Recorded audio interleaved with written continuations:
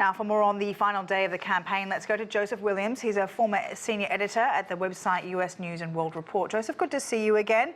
Can Harris and Trump do much more at this stage? How many undecided voters are there this late in the game?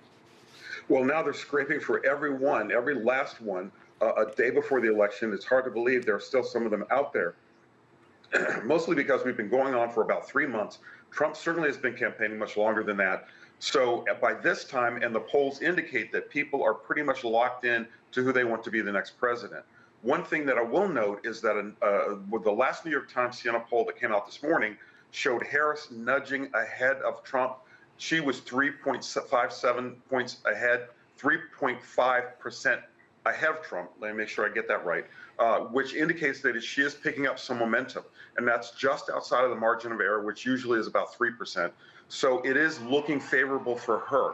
At the same time, Trump is still feeling like he's got a lot of votes out there, but it's hard to see where those votes are coming from, given the fact that he's been appealing mostly to his base and mostly to male voters.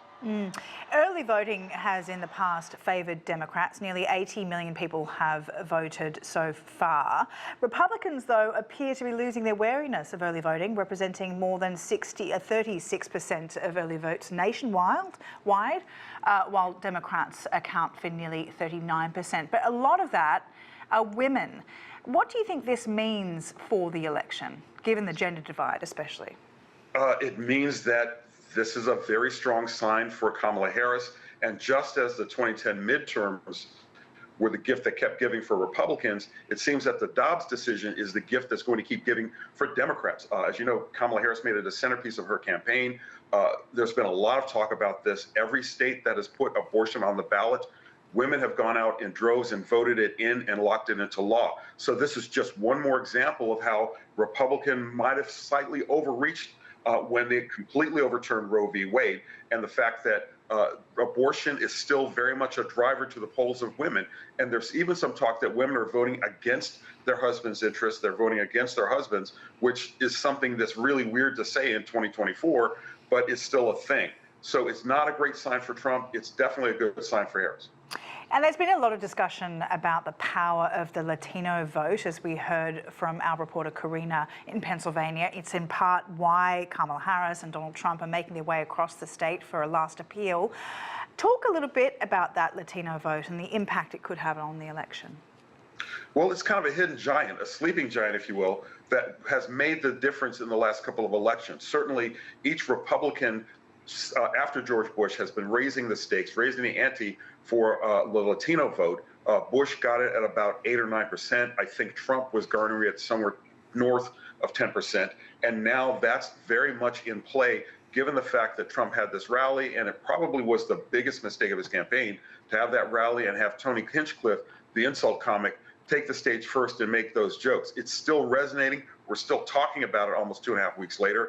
And it seems to be that it's moving the needle closer towards Harris. Over the weekend, she had very many Latino stars, Bad Bunny, Jennifer Lopez, beg your pardon, coming out and endorsing her. So it's definitely moving in her column.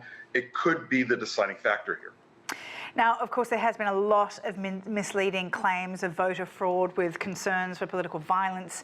What do you think the misinformation campaign could do in terms of who could be the depending on the outcome? Do you think we could see, an early January 6th on the streets of Washington or in the swing states? Well, nothing will cool off an insurrection like somebody getting 20 years in prison. The Justice Department has pretty much decapitated the head of the Proud Boys and of the militia types that were out there that fomented January 6th. Now, that being said, everyone is still pretty much on high alert that violence could, in fact, happen.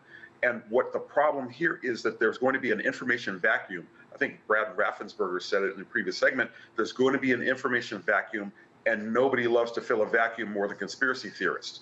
So that could foment a lot of violence. I know people are very much on edge.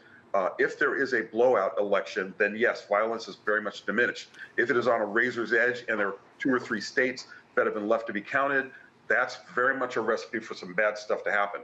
Now, do I particularly believe that it will? I'd say the odds are probably 60-40 in favor of something going down. But I know that a lot of people were paying attention during January 6th. I know the Harris campaign has been gaming it out. I know the city of D.C. has been gaming it out. So it is likely that whatever is happening, they might be ready for it as opposed to where they were in January 6th. All right, Joseph Williams, as always, thank you for your time.